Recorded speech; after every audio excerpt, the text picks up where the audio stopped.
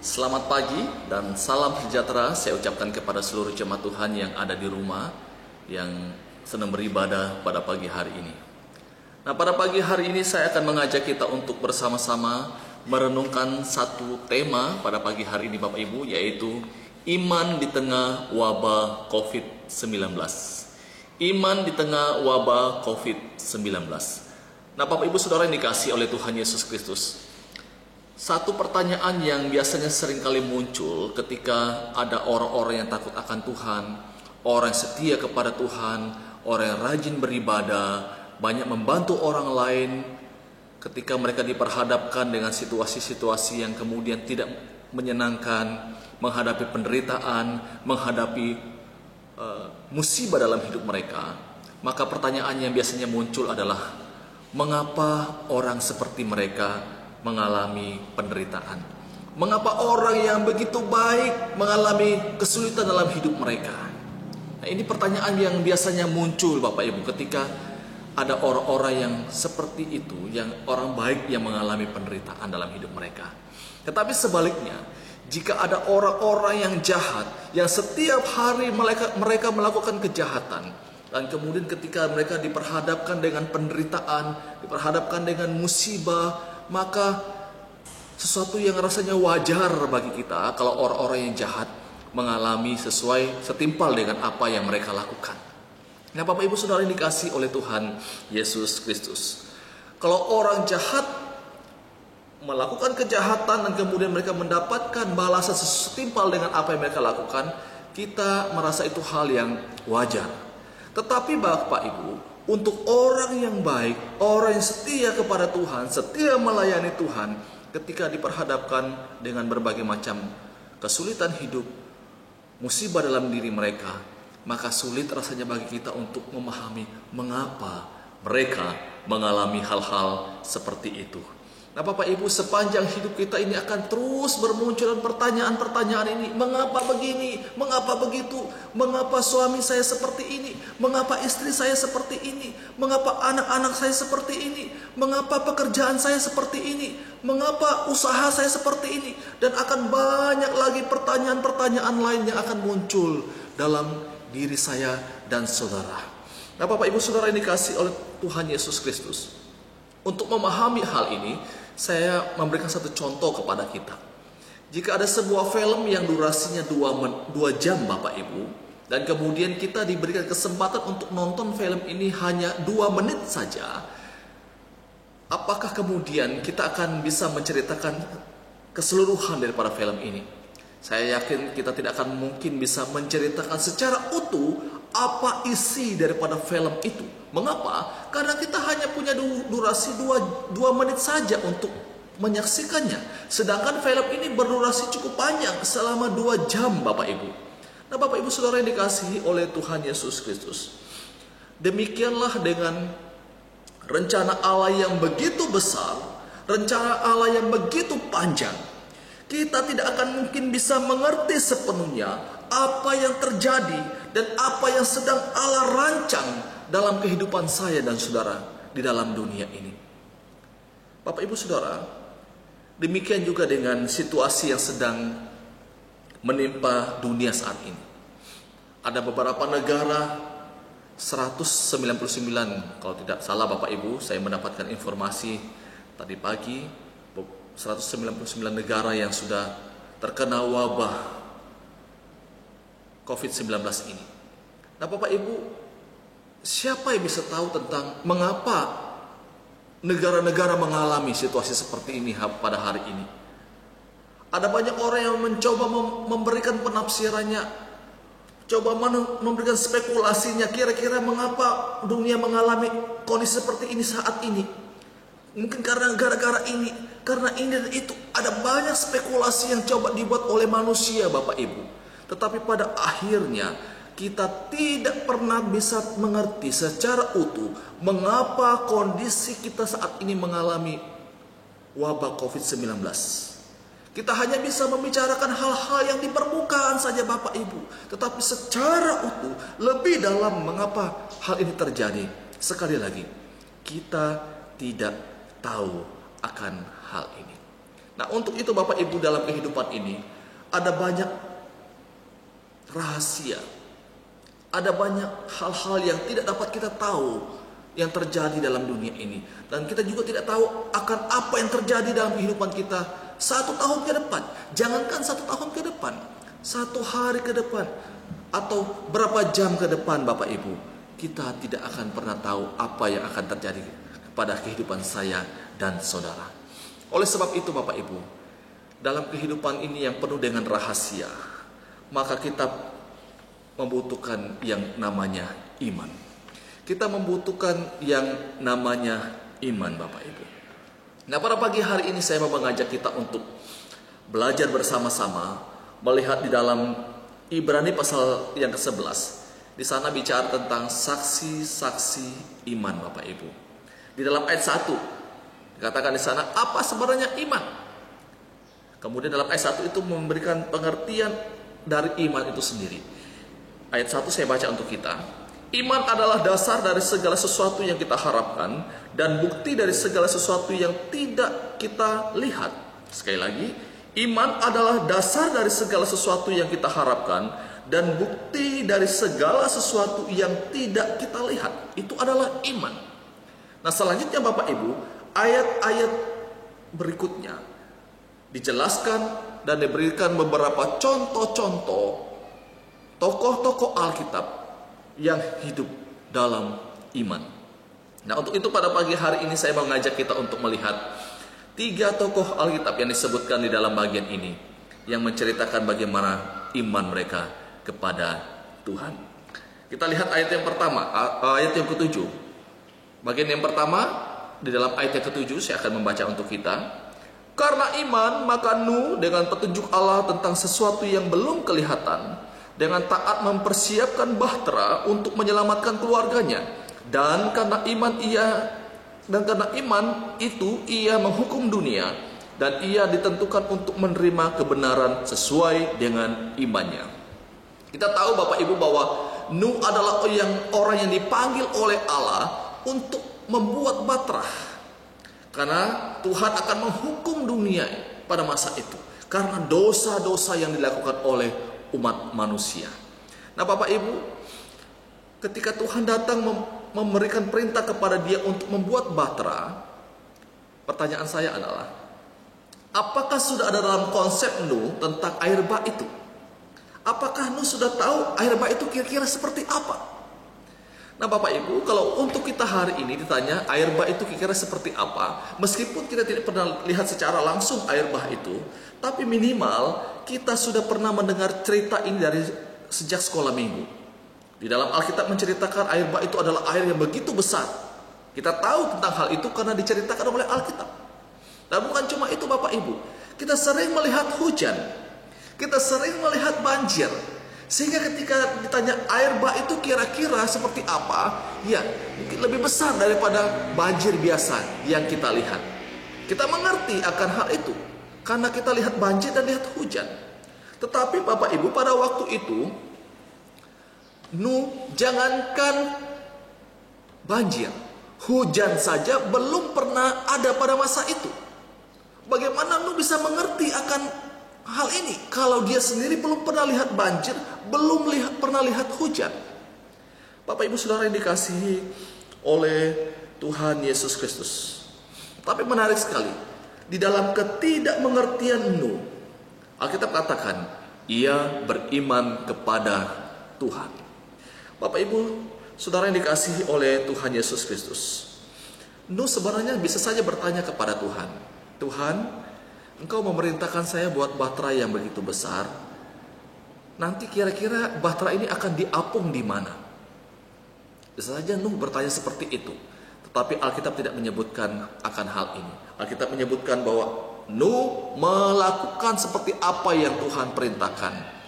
Nuh kemudian taat kepada perintah Tuhan. Nah Bapak Ibu Saudara yang dikasihi oleh Tuhan Yesus Kristus, ini tokoh yang pertama yang disebutkan di dalam Ibrani pasal 11 ini adalah orang yang beriman kepada Tuhan, yaitu Nuh. Selanjutnya saya mengajak kita untuk melihat tokoh yang kedua, yaitu Abraham. Abraham di dalam ayat yang ke-8, saya mengajak kita untuk membaca dalam ayat yang ke-8. Karena iman Abraham taat ketika ia dipanggil untuk berangkat ke negeri yang akan diterimanya menjadi milik pusakanya, lalu ia berangkat dengan tidak mengetahui tempat yang ia tujui. Bapak Ibu, menarik sekali dari kehidupan Abraham. Abraham, kalau kita lihat kisah hidupnya secara keseluruhan Bapak Ibu, Abraham ini adalah salah satu orang yang sebenarnya ada banyak pertanyaan yang dia bisa tanyakan kepada Tuhan. Misalnya Bapak Ibu, ketika Tuhan panggil Abraham keluar dari tempat tinggalnya, keluar dari sanak saudaranya, dari Ur Kasdim, pergi ke tempat yang Allah akan tunjukkan kepada dia. Nah, menarik sekali Bapak Ibu, ketika Abraham dipanggil oleh Tuhan, Abraham dalam kondisi yang sudah mapan. Secara materi, Abraham orang yang dikatakan Alkitab sangat kaya Bapak Ibu. Dan menarik sekali, Abraham menuruti panggilan Tuhan, pergi ke tempat yang Tuhan sudah tentukan untuk dia pergi Bapak Ibu. Dan ketika Abraham sampai di tanah perjanjian itu, Alkitab katakan dalam kitab Kejadian bahwa terjadi kelaparan yang besar di sana pada waktu itu. Sehingga ini kemudian menyebabkan Abraham harus pergi ke Mesir. Nah Bapak Ibu, dari sini saja muncul pertanyaan yang bisa ditanyakan Bapak Ibu. Tuhan sudah panggil Abraham keluar dari negerinya, keluar dari sanak saudaranya, tapi ketika dia sampai di tanah perjanjian itu, terjadinya kelaparan Bapak Ibu. Abraham bisa saja bertanya, Tuhan ini apa sebenarnya? Mengapa engkau panggil saya keluar dari negeriku, tapi saat ini saya mengalami kelaparan di sini? Bukan cuma itu Bapak Ibu. Ketika Allah menjanjikan akan memberikan keturunan kepada Abraham, Abraham tidak langsung menerima janji itu. Selama 24 tahun mereka menantikan janji Allah itu. Sehingga Alkitab katakan bahwa Sarah istri Abraham tertawa Bapak Ibu ketika mendengarkan janji itu. Mengapa? Karena waktu yang begitu lama, apalagi kondisi mereka pada waktu itu sudah lanjut usia. Bagaimana mungkin mereka yang sudah lanjut usia bisa mempunyai anak? Sarah dikatakan tertawa akan hal itu. Tapi menarik sekali Bapak Ibu, Abraham dalam hal ini tetap mempercayai akan janji Tuhan.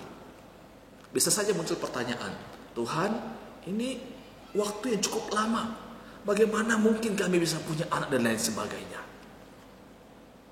Abraham tetap beriman kepada Tuhan. Tidak hanya berhenti sampai di situ Bapak Ibu. Ketika kemudian anak itu lahir, Alkitab katakan bahwa Tuhan kembali lagi meminta Abraham untuk mempersembahkan kepada Tuhan. Ini bisa saja muncul pertanyaan-pertanyaan dalam diri Abraham. Tuhan sudah janjikan, sekarang Tuhan sudah berikan, dan Tuhan minta lagi. Tapi Bapak Ibu, kalau kita melihat kisah hidup Abraham, ia taat kepada apa yang Tuhan katakan kepada dia.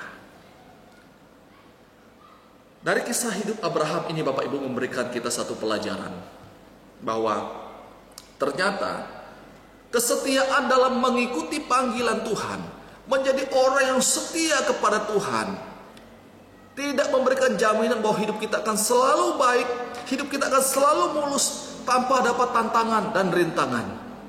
Buktinya Abraham, dia mengalami tantangan demi tantangan dalam dia memenuhi panggilan Tuhan itu. Selanjutnya, tokoh yang ketiga yang disebutkan di dalam bagian ini, saya mengajak kita untuk memperhatikan dalam ayat yang ke-24. Karena iman, maka Musa setelah dewasa menolak disebut anak putri Firaun. Musa juga adalah seorang yang beriman kepada Tuhan. Musa mendapatkan panggilan yang sangat spesial dari Tuhan. Tuhan panggil Musa untuk membawa bangsa Israel keluar dari tanah Mesir. Nah Bapak Ibu, menarik sekali dalam kehidupan Musa ini. Ketika Tuhan panggil Musa untuk memimpin bangsa Israel keluar dari tanah Mesir, Tuhan suruh kemudian Musa pergi kepada Firaun, menghadap Firaun. Nah Bapak Ibu, kalau melihat kisah tentang perjalanan hidup Musa memimpin bangsa Israel, Tuhan sudah memerintahkan Musa untuk ketemu dengan Firaun, tapi Tuhan sendiri sudah bilang ke Musa, kamu nanti akan ketemu dengan Firaun, tetapi saya akan mengeraskan hati Firaun sehingga tidak mengizinkan kalian pergi keluar dari tanah Mesir. Bapak Ibu, siapa yang bisa memahami akan hal ini? Disuruh untuk pergi menghadap Firaun, tapi Tuhan akan mengeraskan hati Firaun. Bukankah akan muncul pertanyaan, Tuhan yang benar saja, Tuhan yang memerintahkan, tapi Tuhan akan mengeraskan hati orang itu. Nah, kira-kira Bapak Ibu, kalau kita dalam posisi Musa hari ini, kita disuruh pergi bertemu dengan seseorang, menasehati seseorang yang sudah jatuh dalam dosa. Dan ketika kita berjumpa dengan orang itu, menasehati dia, Tuhan sudah bilang sebelumnya, kamu ketemu nanti dengan dia, kamu nasihati dia, tapi dia tidak akan pernah mau mendengarkan nasihatmu. Nah, Bapak Ibu, kita akan bertanya, untuk apa kita pergi kalau toh dia juga tidak mau mendengarkan nasihat kita? Ini satu hal yang sulit untuk kita pahami, Bapak Ibu. Tuhan memerintahkan, tetapi Tuhan akan mengeraskan hati orang itu sendiri. Bapak Ibu Saudara yang dikasihi oleh Tuhan Yesus Kristus, ini beberapa tokoh iman yang disebutkan di dalam kitab Ibrani, dan ada beberapa tokoh lagi yang disebutkan, tetapi saya tidak akan membawa kita untuk melihat semua tokoh ini. Tapi intinya di sini, Bapak Ibu, orang-orang yang dipanggil oleh Tuhan ini, mereka menghadapi berbagai macam tantangan dalam hidup mereka, menghadapi berbagai macam kesulitan dalam hidup mereka, sehingga muncul pertanyaan, mengapa Tuhan melakukan hal seperti itu? Mengapa Tuhan izinkan hal-hal seperti itu terjadi pada tokoh-tokoh yang penuh dengan iman ini? Bapak Ibu Saudara yang dikasihi oleh Tuhan Yesus Kristus, Nuh, Abraham, dan Musa, mereka disebut adalah orang yang beriman kepada Tuhan.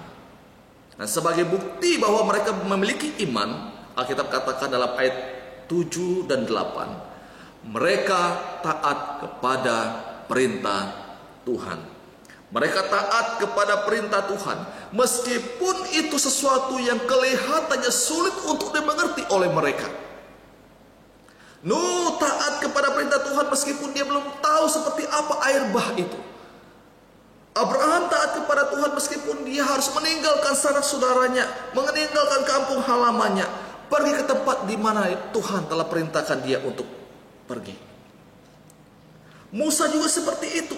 Musa juga taat kepada perintah Tuhan, meskipun dia menghadap Firaun dan dia sudah tahu bahwa Firaun akan menolak dan tidak akan menerima apa yang disampaikan, dan tetap tidak akan memberikan izin kepada bangsa Israel keluar dari tanah Mesir. Bapak Ibu Saudara yang dikasihi oleh Tuhan Yesus Kristus, di dalam iman ada ketaatan. Iman adalah sesuatu yang tidak terlihat. Kalau saya mau katakan, iman adalah sesuatu yang abstrak. Tetapi di dalam ketaatan, iman itu menjadi nyata. Di dalam ketaatan, iman itu menjadi nyata. Jadi Bapak Ibu, iman dan ketaatan dua hal yang tidak dapat dipisahkan. Kalau ada orang katakan, saya punya iman, tetapi jika tidak ada di dalam ketaatan, maka iman itu perlu dipertanyakan. Bapak Ibu Saudara yang dikasihi oleh Tuhan Yesus Kristus, itulah sebabnya di dalam kitab Yakobus mengatakan bahwa iman tanpa perbuatan pada hakikatnya adalah mati. Kalau punya iman, maka itu harus dinyatakan melalui tindakan, melalui ketaatan kita kepada perintah Tuhan itu.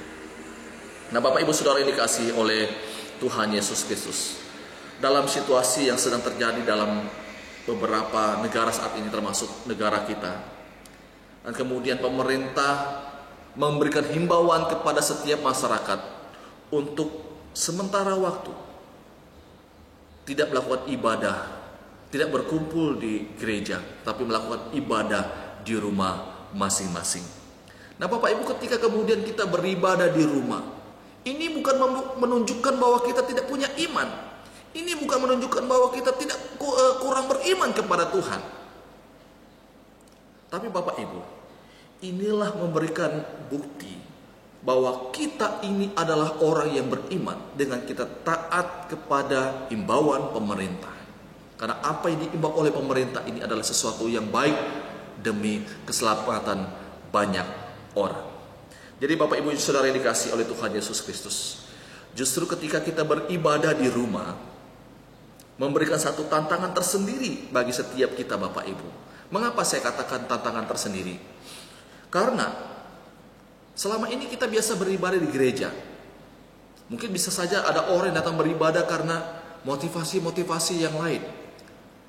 Pergi beribadah karena merasa kesepian. Pergi ibadah karena memang harus beribadah pada hari Minggu. Pergi ibadah karena tidak enak nanti kalau orang lain melihat kok saya tidak ada di gereja. Nanti orang bisa bicarakan. Sehingga datang ke gereja dengan motivasi yang tidak sesuai dengan apa yang Tuhan harapkan. Nah Bapak Ibu, ketika kemudian kita ada di rumah, tidak ada orang lain yang melihat kita, apakah kita tetap bisa beribadah kepada Tuhan? Selain itu, ketika kita beribadah di rumah Bapak Ibu, ini juga menguji kemurnian daripada motivasi pelayanan kita selama ini. Kita biasa di gereja mungkin biasa melayani, biasa dilihat oleh orang banyak Bapak Ibu. Tapi sekarang pertanyaannya, ketika kita ada di rumah, tidak ada orang lain lagi yang melihat kita. Apakah kita tetap melayani Tuhan? Apakah kita tetap menunjukkan sikap hati penyembahan kita kepada Tuhan? Ada banyak godaan-godaan, tantangan bagi kita justru ketika kita ada di rumah. Karena banyak pilihan untuk kita tidak melakukan ibadah. Toh juga tidak ada orang yang melihat kita. Jadi Bapak Ibu Saudara yang dikasihi oleh Tuhan Yesus Kristus, biarlah ketika kita berada di rumah, motivasi hati kita tetap sama ketika kita ada di gereja. Tetap hati kita terangkat kepada Tuhan, mau menyembah dan memuliakan Tuhan. Ada di gereja, ada di rumah, sikap kita kepada Tuhan tetap sama. Sikap hati yang menyembah Tuhan. Bapak Ibu Saudara yang dikasihi oleh Tuhan Yesus Kristus, selama hidup kita akan muncul banyak pertanyaan-pertanyaan tentang berbagai macam hal yang terjadi dalam hidup ini. Dan bahkan mungkin sampai mati ada banyak hal-hal atau banyak pertanyaan-pertanyaan yang tidak dapat kita pahami. Yang mungkin sampai mati pun kita tidak mendapatkan jawaban dari pertanyaan kita itu. Nah Bapak Ibu Saudara yang dikasihi oleh Tuhan Yesus Kristus, untuk hal itu Bapak Ibu, saya mau menutup khotbah saya pada pagi hari ini dengan mengajak kita untuk melihat satu bagian firman Tuhan. Ayat firman Tuhan yang sangat familiar di dalam kitab Roma pasal 8 ayat yang ke-28. Di dalam Roma pasal 8 ayat yang ke-28 ini Bapak Ibu memberikan kita pemahaman tentang segala pertanyaan-pertanyaan yang terjadi dalam hidup ini. Mari saya mengajak kita untuk membuka Alkitab kita di dalam Roma pasal 8 ayat yang ke-28. Kita baca bersama-sama. Kita tahu sekarang bahwa Allah turut bekerja dalam segala sesuatu untuk mendatangkan kebaikan bagi mereka yang mengasihi Dia, yaitu mereka yang terpanggil sesuai dengan rencana Allah. Sekali lagi kita baca sama-sama. Kita tahu sekarang bahwa Allah turut bekerja dalam segala sesuatu untuk mendatangkan kebaikan bagi mereka yang mengasihi Dia, yaitu mereka yang terpanggil sesuai dengan rencana Allah. Bapak Ibu, saya mau kita menggarisbawahi kata segala sesuatu dalam bagian ini. Kata segala sesuatu ini artinya tidak ada pengecualian. Kata segala sesuatu ini artinya baik dalam hidup kita dalam kondisi yang normal, baik hidup kita dalam kondisi yang tidak normal, masuk dalam kata segala sesuatu. Baik kita dalam kondisi sehat atau dalam kondisi sakit, masuk dalam kata segala sesuatu. Baik dalam kondisi untung dengan kondisi yang rugi, itu juga masuk dalam kata segala sesuatu. Artinya Bapak Ibu, tidak ada satupun yang tidak termasuk dalam kata segala sesuatu. Kondisi yang baik, kondisi yang tidak baik, untung dan rugi, sakit dan sehat, semuanya masuk dalam kata segala sesuatu. Nah Bapak Ibu, sehubungan dengan wabah COVID-19 ini, pertanyaannya adalah, apakah juga ini termasuk dalam kata segala sesuatu? Ya, COVID-19 ini juga masuk dalam kata segala sesuatu. Karena tidak ada sesuatu pun yang terjadi dalam hidup ini, di dalam dunia ini, tanpa sepengetahuan Tuhan, tanpa kehendak Tuhan. Bapak Ibu, ketika mulai wabah ini terjadi di Wuhan, di China Bapak Ibu, banyak mungkin orang berpikir bahwa itu hanya terjadi di China saja, hanya terjadi di Wuhan saja. Dan termasuk saya orang yang pertama mendengar kabar ini Bapak Ibu, saya berpikir bahwa tidak mungkin sampai ke Indonesia. Sangat jauh Bapak Ibu, kalau wabah ini bisa sampai ke Indonesia, apalagi sampai ke Merauke. Tetapi Bapak Ibu, hari ini kita dapat melihat ternyata yang selama ini begitu jauh dari kita, sudah ada sekarang dekat dengan kita, virus ini. Bapak Ibu Saudara yang dikasihi oleh Tuhan Yesus Kristus, bahkan mungkin kita kaget dengan kondisi ini. Kok bisa virus ini sampai ke Indonesia, sampai ke Merauke? Nah Bapak Ibu, manusia bisa kaget dengan kondisi yang terjadi pada hari ini. Manusia bisa kaget dengan berbagai macam hal yang terjadi dalam kehidupan ini. Tetapi Allah ketika terjadi wabah virus ini Bapak Ibu, maka Allah tidak pernah kaget. Allah tidak katakan, kok virus ini sampai ke Merauke ya? Bapak Ibu, Allah tidak pernah kaget dengan terjadinya wabah ini. Semua ini sudah ada dalam ketetapan Tuhan. Semua ini dalam pengetahuan Tuhan. Jadi kalau hari ini saya dan saudara menyaksikan akan hal ini, wabah ini sampai di Merauke, maka ini kita harus mengerti dan harus kembali kepada firman Tuhan bahwa semua ini ada dalam ketetapan Tuhan. Allah tidak pernah kaget dengan kondisi yang sedang terjadi pada hari ini. Nah Bapak Ibu Saudara yang dikasihi oleh Tuhan Yesus Kristus, menarik sekali di dalam bagian ini. Segala sesuatu ada dalam pengetahuan Tuhan, segala sesuatu ada dalam ketetapan Tuhan. Tapi di bagian selanjutnya, Allah turut bekerja dalam segala sesuatu untuk, nah ini Bapak Ibu, saya mau sampaikan bagian terakhir, untuk mendatangkan kebaikan bagi mereka yang mengasihi Dia, yaitu mereka yang terpanggil sesuai dengan rencana Allah. Ini ada kabar baik untuk setiap kita. Kabar baik ini adalah untuk orang-orang yang percaya kepada Yesus, orang-orang yang punya iman kepada Yesus. Dia akan mendapatkan kabar baik ini. Kabar baiknya apa Bapak Ibu? Kita bisa saja mengalami berbagai macam situasi-situasi yang tidak menyenangkan. Kita bisa saja menghadapi berbagai macam kesulitan-kesulitan. Kita bisa saja mengalami berbagai macam musibah dalam hidup kita Bapak Ibu. Tetapi ada janji Tuhan di sini. Segala sesuatu itu untuk mendatangkan kebaikan bagi mereka yang mengasihi Dia. Jadi semua itu Allah buat untuk mendatangkan kebaikan bagi saya dan saudara pada hari ini. Hal-hal yang termasuk kerugian itu Tuhan buat untuk mendatangkan kebaikan bagi saya dan saudara. Mungkin kita lihat pada hari ini ini sesuatu yang merugikan saya sebenarnya. Tetapi dari sudut pandang Allah, Allah merancang semua itu. Tujuannya adalah untuk kebaikan saya dan saudara. Nah Bapak Ibu, orang yang mendapatkan kabar baik ini, orang yang menerima kebaikan ini, dikatakan adalah orang-orang yang mengasihi Dia, orang-orang yang beriman kepada Tuhan Yesus Kristus.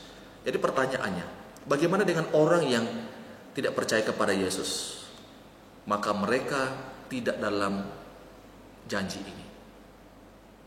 Bagi Bapak Ibu Saudara yang sedang menonton khotbah ini, kalau Anda mau mendapatkan, menikmati kebaikan Tuhan di dalam setiap kesulitan yang Anda alami, tidak ada cara lain yang Anda bisa lakukan.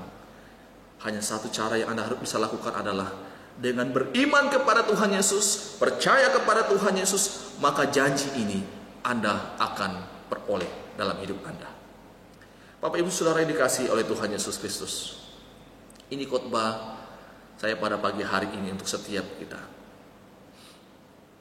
Dalam kita meresponi akan kedaulatan Tuhan, kita harus tetap percaya kepada Tuhan. Khotbah pada pagi hari ini mengajarkan kita, ada banyak pertanyaan-pertanyaan yang mungkin akan muncul dalam diri kita.